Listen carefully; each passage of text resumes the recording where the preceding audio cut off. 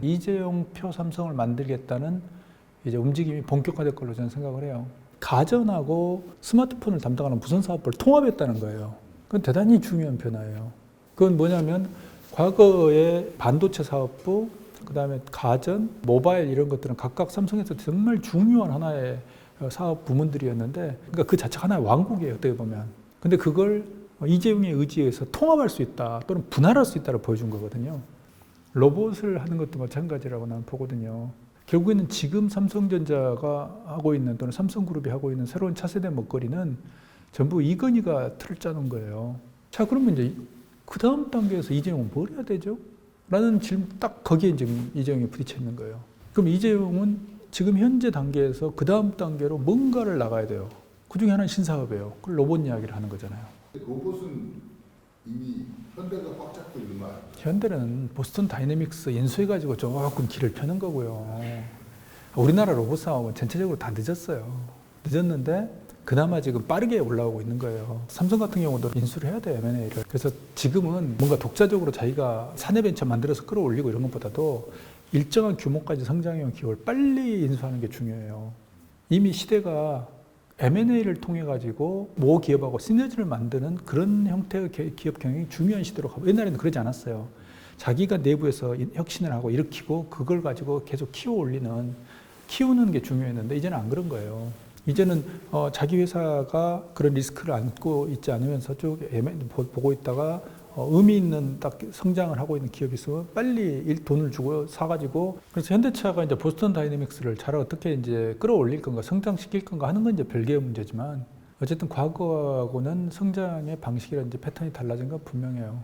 그런 점에서 삼성이 로봇 사업을 한다면 분명 M&A를 하려고 시도를 할 거예요.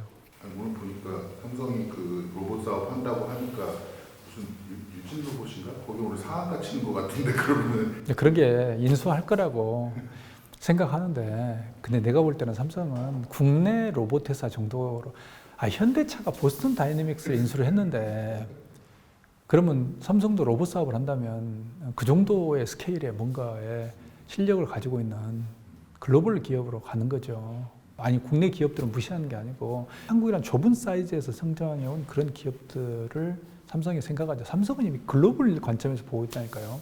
삼성이라는 그 기업의 덩치하고 한국이라는 그 오다고 안 맞는 거예요. 이미 사이즈가.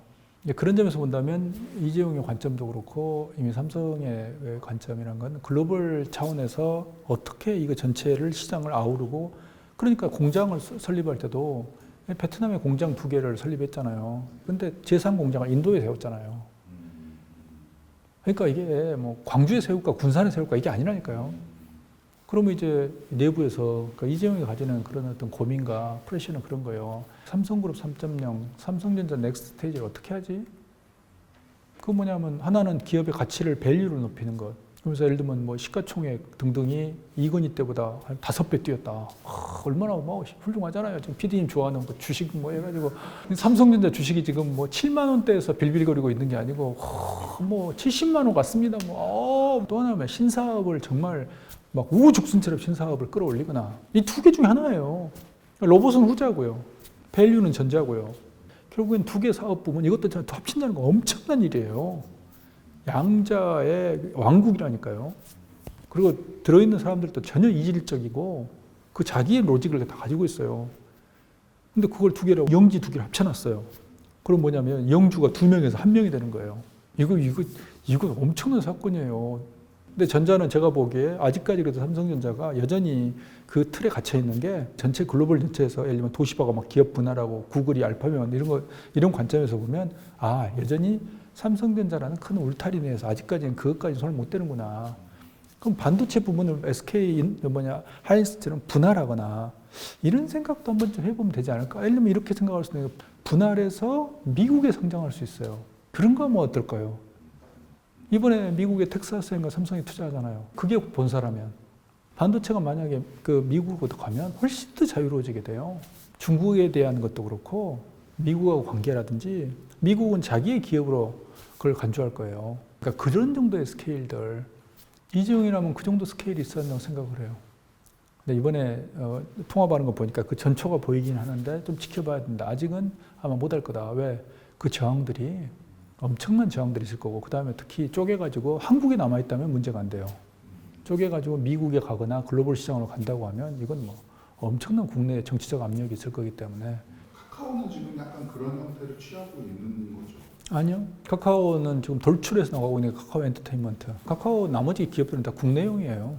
국내용이라고 해도 아까 말씀하신 도시바나 구글이 한 것처럼 네. 자회사 개념으로 해서 각각 상장시키는 그거를 국내에서 사이즈로는 지금 하고 있는 거 아니에요? 그런 시도를 처음부터 의도한 건 아니었는데 결과적으로 하고 있죠. 이재용의 삼성은 더 커질 수 있을까요? 그게 이제 이재용이 아마 그 기량에 의해서 아마 달라질 거예요. 그런 점에서 생각한다면 이재용이 조금 더 감옥에 있는 게 본인의 수양을 위해서는. 이재용은 그렇게 성장 과정에서 혹독한 시련을 겪어본지 못했어요. 그리고 이재용은 성장하는 과정에서 예를 들어서 이삼성 이런 거 다 실패했잖아요. 그때 다 이재용은 빠져나왔어요. 이삼성 이런 게 정말 인재하고 돈을 다 모아줬는데, 그런 점에서 본다면 이재용은 자기의 어떤 실패나 자기 경영에 대해서 책임진 적이 없어요. 근데 그런 점에서 본다면 지금 여전히 자기 아버지 이건희가 만든 그 체제 내에 갇혀있다고 저는 보는 거예요. 갇혀있기 때문에 자기 밑에 가신들하고 관계에서도 지배력을 가지지 못하는 거예요. 그러니까 이 전쟁하고 똑같이 기업 경영에서는요, 자기가 실제 공을 세워야 돼요. 이건희가 처음 등장할 때도 삼남이라는 핸디캡이 있었잖아요. 정통성의 이슈거든요. 자기 형 둘을 친 거예요. 그래서 삼남이라는 거기 때문에 그걸 극복하기 위해서 그걸 동력으로 해서 엄청나게 노력을 했던 거죠. 근데 이제 이재용이 등장할 때는 그것도 없었어요. 그 다음에 자기가 이재용이 주도했던 사업이 침몰할 때 빠져나왔어요. 그리고 삼성전자에 와서도 지금도 부회장이지만 좀 눈에 띄는 그 실적은 없어요. 자, 그럼 뭐지? 라는.